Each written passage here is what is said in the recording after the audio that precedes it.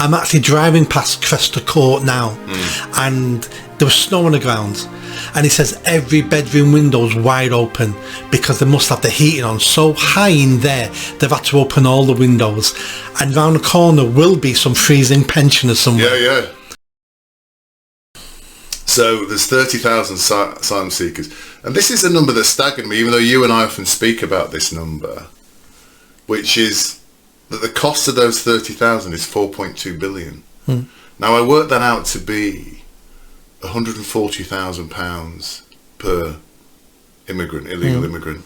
Isn't that a hell of a lot of money? Yeah. 140 grand. Can that be right? It's not just the hotel room they're buying. It's the staffing of it, it's the extra security, it's the food, it's the translators, it's everything. It's a free bus pass. Yeah, I mean Trafford Council... Private health. Yeah. So Trafford Council have put out job advertisements now to work in the Crester Court. Room cleaners. So, right, they're not cleaning their own rooms? No. We're now hiring people to clean the rooms of the illegal immigrants we're funding to stay in a 3-4 star hotel in Altrincham. We're cleaning their rooms. Yes. A friend of mine phoned me up. Yeah, that was a phone call a couple of days ago saying, I watched your Crester Court stuff the other day. I'm actually driving past Crester Court now, and there was snow on the ground, and he says every bedroom window's wide open because they must have the heating on so high in there they've had to open all the windows, and round the corner will be some freezing pensioners somewhere. Yeah. But they've got all the windows it's so open. Hot there, they've had to open the windows. You can't make this shit up.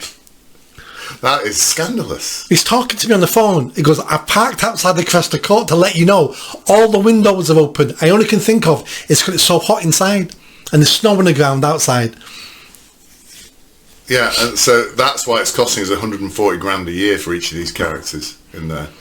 But it's not just the heating, is it? So you're right, our pensioners are freezing around the corner because they've not got the winter fuel allowance. The asylum seekers who are not even native to this country, who've got here illegally, are roasting in there, and they have room cleaners. So presumably when they pop out to go and get their private health care, the room cleaners come in and clean the room, and then they get an allowance and they get free travel and everything else as well. That is just scandalous. If I'd have told you this 20 years ago, no way anybody would have believed this. That this is what we would be doing 20 years from now.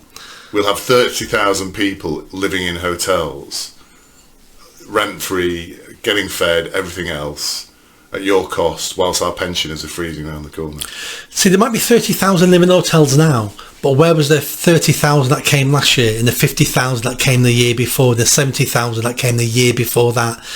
They're not in hotels anymore. Where are they?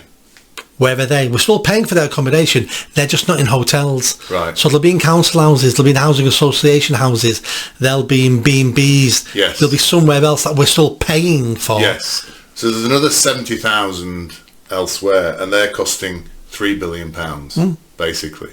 So there's 100,000 in total that we're being told about at the moment. That's costing us around £7 billion a year. 7 billion, Nick. It's not like pennies. It's a lot of money. 7 billion is when you most people couldn't even quantify what 7 billion is. Yes. It's that much money. Yeah. You can't get your head round. Yeah. 7 billion. It's very similar to 7 million. It just means a lot, but it's a lot more.